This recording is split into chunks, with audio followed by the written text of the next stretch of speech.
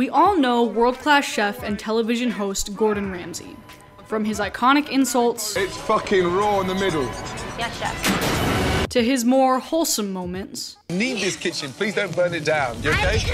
Yeah. Keep the gas down low, please." Most people know and love him as the unmatched professional with a fiery temper and a secret heart of gold. And if there's one thing we know from his iconic cooking competition series Hell's Kitchen, he is not one to back down from a challenge. But then one day in 2013, Gordon walked into a Scottsdale, Arizona restaurant called Amy's Baking Company. And well... You go from here, I told you. You go. Fuck you. Fuck you. No, I'm kidding, and fuck you. Not kidding you, and fuck you. You are a little pansy. Get out of here. Don't you ever come back here. You little weenie. Keep walking. Fuck you. Give me a break. This is, you guys, I make excellent food. You motherfuckers, you all think that you can come in here and say these things. Are you kidding me? This is ridiculous. So, how exactly did we get here?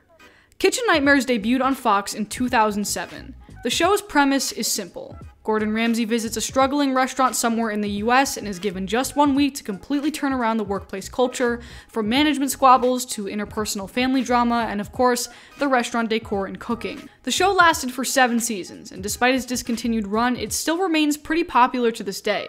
In particular, the Amy's Baking Company episode received quite a bit of online recognition and cult meme status. And it's unique in the fact that it's the only restaurant that Gordon was unable to turn around due to the hostility of the place's batshit owners. I hope he eats it, and I just made it really spicy for him. Come here. Freak him. Now, Amy and Sammy have their own unique post-show rabbit hole for you to fall down after you watch this video. But for right now, I want to dissect the trend of takeover reality TV and why it's actually kind of predatory and gross. You may think that Kitchen Nightmares was the first and most popular version of the host turns around a failing business genre, and that's kind of true here in the US. But Kitchen Nightmares actually got its start in the UK as Ramsay's Kitchen Nightmares, all the way back in 2004. And well, that show has a very different tone than the version that we got here in the US. Fuck me. Serious? I'm speechless. Alex is actually cooking. Got my pasta dough in here. We have ravioli filled with mushrooms and walnut. The amount of time I'm spending in the kitchen now is like, say, about 4 hours more to what I was doing. And the more work and effort and the more care you put into food, the more it hurts when it goes wrong. Oh, absolutely. So, you know, it's an interesting relationship when it looks like you've now started to sort of really wake up and understand that bond with food. Yeah, so that show won 2 BAFTA awards and an International Emmy. Food media in particular is kind of a weird thing. It runs the gamut from using food as a lens to look at different cultures and examine personal identity, and then comes back around to disembodied hands inexplicably deep frying everything, covering it in chocolate, and making it rainbow for the internet. But to get to the point here, the UK version of Kitchen Nightmares was actually trying to say something about work culture and passing down generational knowledge through food and what it takes to turn a passion project into a successful business. And if you think about translating all of those ideas to a show made specifically for the US, well, it should have worked. I mean, we're talking about a place that's still obsessed with the pursuit of the American dream, an ideology from basically an entirely different world at this point. And despite all of the goofs and gimmicks played in the US version to keep audiences engaged, because I've always been a shoe salesman. Seriously?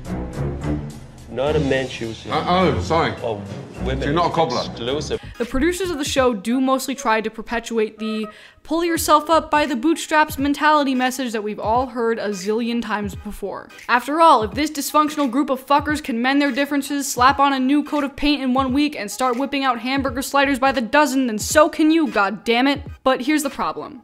As we've learned time and time again, reality really isn't all that it's cracked up to be. As of writing this video, in all 90 episodes and 7 seasons of this show, only 22 restaurants featured on Kitchen Nightmares have remained open.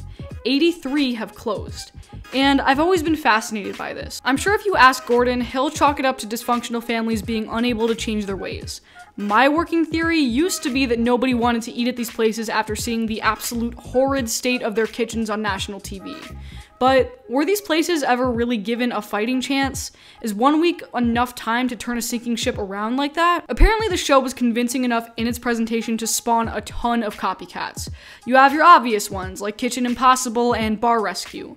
And Ramsay even tried his hand at the genre again with Fox's 24 Hours to Hell and Back series. But over time, this trope became so weirdly repetitive and exploitable that I want to revisit some of the more bizarre or obscure attempts that you may have forgotten. Miriam's model looked like a peacock was crawling out of her ear. One eye. Well, here, why don't you go and do it? Things you want to criticize me, I'm not criticizing you at all. Because you're so fantastic, why don't you do it? Because I'm done. Miriam's an irresponsible little twit, and I am done with her. Stupid little upstart bitch. Tabitha's Salon Takeover debuted in 2008. The series stars stylist and Australian hair salon owner Tabitha Coffey, who competed on Bravo's hairstyling competition show Sheer Genius back in 2007. Side note, I'm literally obsessed with failed Bravo reality TV endeavors, so let me know if you ever want a video on that. The show is basically the same premise as Kitchen Nightmares. Tabitha goes to a hair salon and, well, takes over, teaching them better business practices and a couple hairstyling tricks of the trade. The show also eventually expanded to other businesses like spas and nightclubs in the later seasons before Tabitha left the show to pursue other projects. And like Kitchen Nightmares, a lot of these businesses ended up closing after Tabitha left. And in a 2018 interview, Tabitha even acknowledges that the filming of the show really put her through it as much as the people she was trying to help. In 2018, she launched one season of a show called Relative Success with Tabitha, where she helped struggling businesses with more of a hands-off approach, saying, quote, "To be a really effective coach, I have to help people, support them, give them the tools, give them the ideas, but let them follow through by themselves. Rise to the occasion or not, but really take accountability and responsibility for themselves so that it sticks." But of course, the show only lasted for one season, and that's probably because it's not as entertaining to watch as her Takeover series or something like Kitchen Nightmares. And that's really the heart of the issue here. At the center of it all, I really do think Tabitha and Gordon want to help these businesses. But if you're playing their hardships for laughs instead of giving them the proper coping mechanisms when shit hits the fan, of course the problems are still going to be there when your camera crew leaves. What's even worse is that some of these attempts to replicate this style of show have not learned this yet. And they also haven't learned that having such a low success rate with these businesses does not make your show look very good. And as a lifelong Dance Moms fan, I would be remiss if I did not include Abby Lee Miller's attempt at squeezing all of the life out of this genre with Abby's Studio Rescue. If I'm paying you to do it, you need to do it. You don't pay me enough! You know I'm what? the lowest paid person here! You said on salary! There's the door.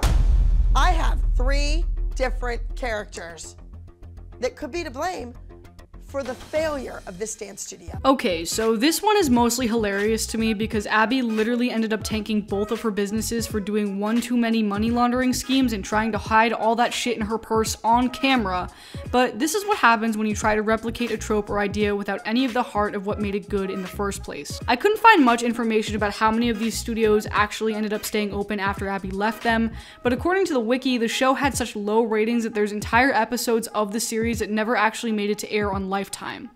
And honestly, there's nothing funnier and sadder to me than a show that wants you to forget that it ever existed. Now, obviously, I am going to acknowledge my own shortcomings here as a regular binger of Kitchen Nightmares clips. Reality TV sucks, and there is a lot of it. The reason why there are so many of them is because they are cheap to make due to production companies not having to pay writers.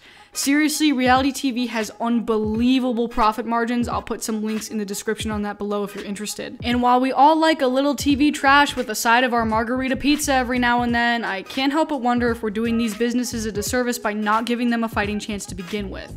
These production companies don't care if you come out on top in the end. They care if you're willing to deck your own grandma in the face while you go outside for a cigarette break during the lunch rush. And that is why, for everyone's sake, I genuinely hope that none of these networks try to make a post-COVID, let's revive your business with money that the government should have been giving you this whole time anyway type series. And that is also why a portion of the proceeds of this video will be donated to the Restaurant Workers Community Foundation Emergency Relief Fund. If you would also like to donate yourself, there's a link in the description down below to do that, and you can check out some of the awesome work that they've been doing this last year. Now, I'm off to grab some lunch. Wow, thank you, mate.